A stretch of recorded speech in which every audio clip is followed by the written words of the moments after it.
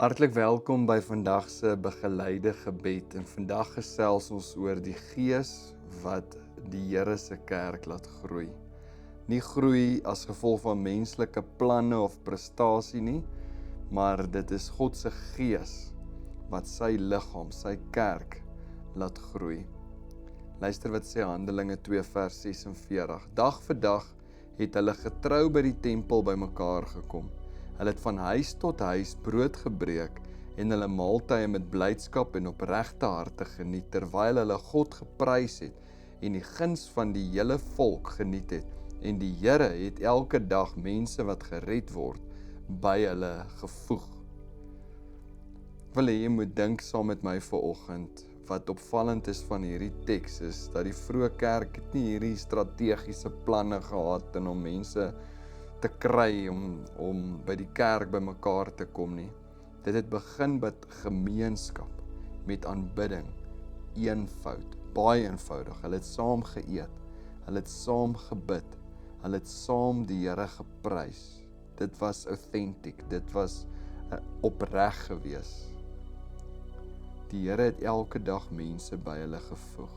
In die oorspronklike Grieks is hierdie woord prosthemi wat gebruik word en dit beteken om by te voeg, om nader te bring, om in te sluit, om in te pas. Die klem lê nie op wat mense gedoen het nie, maar wat God self gedoen het. Dis die Gees wat die kerk bou, dis die Gees wat mense nader trek aan God, dis die Gees skep lewe. Ons rol is nie om lewe kunsmatig te vervaardig, maar om oop, ontvanklik en saam te leef in God se teenwoordigheid en dit waarmee hy besig is.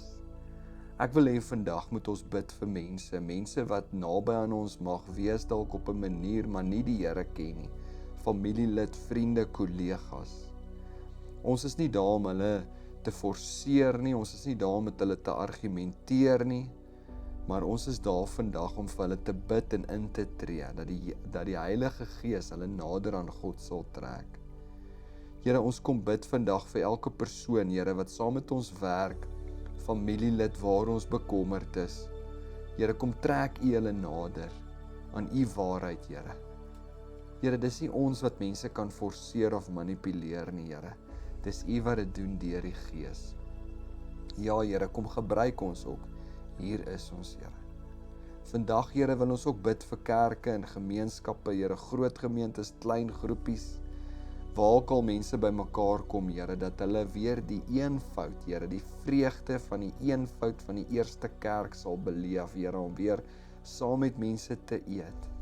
Harte wat saam bid, saam aanbid, en lig, Here, wat mense aantrek. Heilige Gees, bring mense nader aan Christus, voeg U hulle by, Here, bring herstel in mense se lewens, en laat lewe groei, Here, waar ons dit nie kan forceer nie. Here, dankie dat U ons gebruik.